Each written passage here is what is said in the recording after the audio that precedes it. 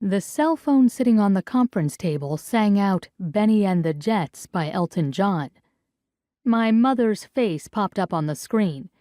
I rolled my eyes in irritation before sending the call to voicemail and turned back to my computer. "Did you just send your mom to voicemail?" "Again?" my coworker Rodrigo asked. "Yes." He frowned, and I for some reason felt the need to defend my actions.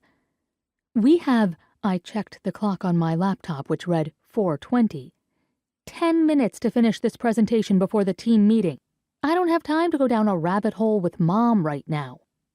I worked as a lobbyist at the National Healthcare Advocacy Alliance.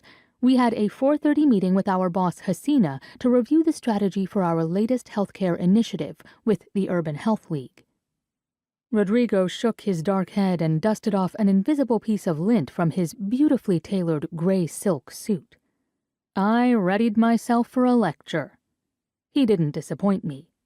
If I did that to my mother, she'd lecture me for the next 3 weeks and threaten me with her chanclas. "What's a chanclas?"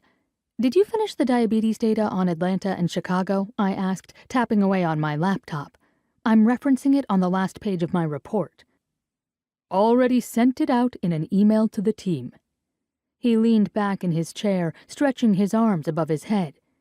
His Puerto Rican skin tone remained tan even though it was October. Not every man could pull off the lavender button-down with the bright green and black tie he wore. He was in his mid-20s, and his beautiful wardrobe would have been on point in New York City. Unfortunately, he was a unicorn amongst the bland Washington, D.C. wonks. Chanclas are sandals, or flip-flops.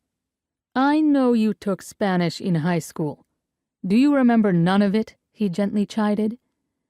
"If you recall from our trip to Mexico, I can order cerveza y piña coladas and ask where the bathrooms are." By the time I hit Spanish 3, I was so lost. My teacher took pity on me.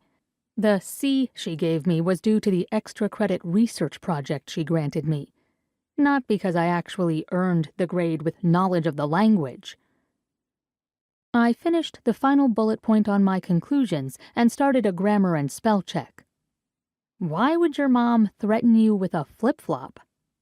"It's a Latin thing. Italians threaten their kid with a wooden spoon. Latinas with a flip-flop." I chuckled and corrected a spelling error caught by the computer. Spell check finished, I emailed it to the team and closed my laptop. Done. Right on time. Rodrigo scooped up his computer and his afternoon pumpkin spice latte. We headed to the elevators. "You doing anything interesting this weekend?" I pressed the up button and sighed.